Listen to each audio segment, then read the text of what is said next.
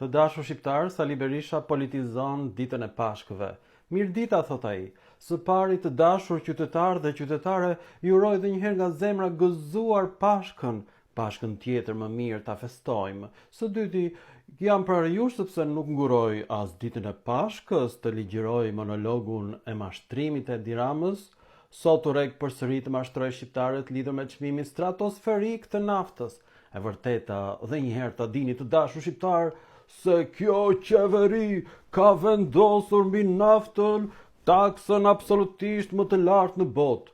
Kjo qeveri takson si asnjë qeveri tjetër e planetit 60% të çmimit me të cilën shitet nafta në treg dhe merr nga çdo litër naftë 1.1 euro. Lëvizja që pretendon me akcizën është një talli për shqiptarët. Sipas tij, ajo hyn në fuqi kur nafta te kalon 220 lekë për litër, ndërkohë që përgjysmimi i barrës fiskale të taksave mbi naftën do të ishte rruga e vetme për të ulur çmimin e saj dhe për ta mbajtur atë në nivele të përballueshme për qytetarët shqiptar, nga fermerët shqiptar, për ta mbajtur atë në nivele të kontrollueshme edhe për çmimet e tjera. Së dyti, thot Sali Berisha, faji për bllokimin e raportit të IBAR-it de facto të negociatave me Bashkimin Evropian për shkak të çështjes Balluku dhe Akshi, ku autori kryesor është Edi Rama që përdori 83 mandatet e krimit për të mbrojtur veten nga dosja Balluku. Së pari u përpoq të fajsoj opozitën, së dyti hodhi poshtë, mashtroi se ka një bllokim apo ndonjë mos votim të raportit të IBAR-it. E vërteta është kjo, të dashur Pellazg, opozita nuk është shkaku i bllokimit të votimit të raportit të IBAR-it. Shkaku i vërtet është vota me 83 mandate krimi, burroje korrupsionit të Edi Ramës dhe lubi Ballukut dhe rrethit të tij familjar dhe zyrtar.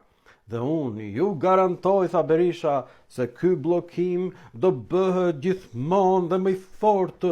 Mos të harrojmë se pas 3 javësh ishin 4 vende ato të cilat bllokuan vendimin të raportit të IBAR-it.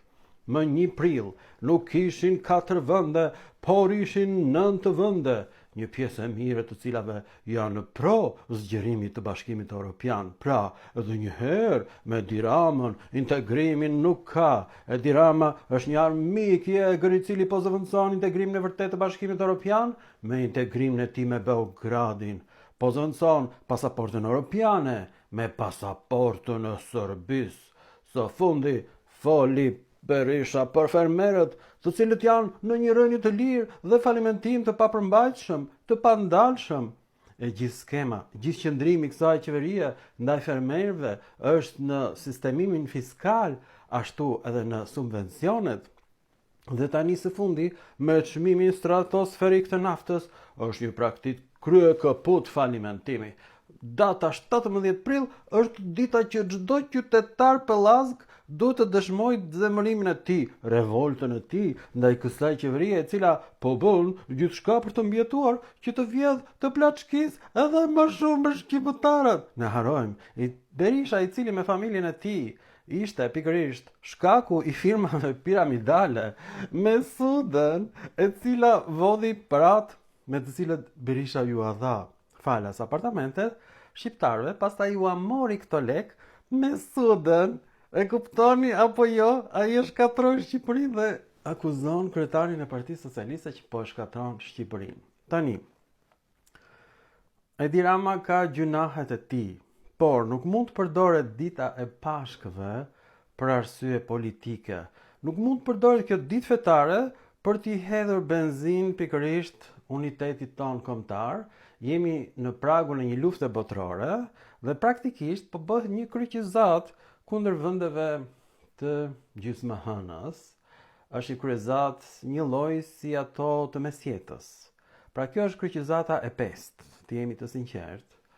Dhe pikërisht gringot pra kanë marrë përsipër që të çlirojnë tokën e shenjtë nga arabët. Ti fshin fare nga faqja e dheut, por e tmerrshmja është që Irani nuk është një vend arab, në fakt gjuha e Iranit është pothuajse identike me gjuhën e lashtë arkaike shqipe dhe Nuk mundet pra që ne ta përkrahim këtë vend, që është një vend mesjetar, domethënë vend i gringove, që të bëj këtë kryqëzat, e kuptoni apo jo, që të vras fëmijët, vajzat e vogla të shkollave, është një turp shumë i madh kjo që po ndodh. Tani, Sali Berisha, ai që është autori i Gërdecit, ai që është autori 21 janarit, fton përsëri shqiptarët në ditën e Pashkëve që të përdorin mjete dhune, pra përdor një festë fetare paqësore kristiane për të ngritur kundër qeverisë dhe të vendoset pikërisht ai Berisha që ngriti firmat piramidale që përdori familjen e tij për të thithur fondet e shqiptarëve. Ju falenderit dhe gëzuar Pashkët të dashur Pellaz.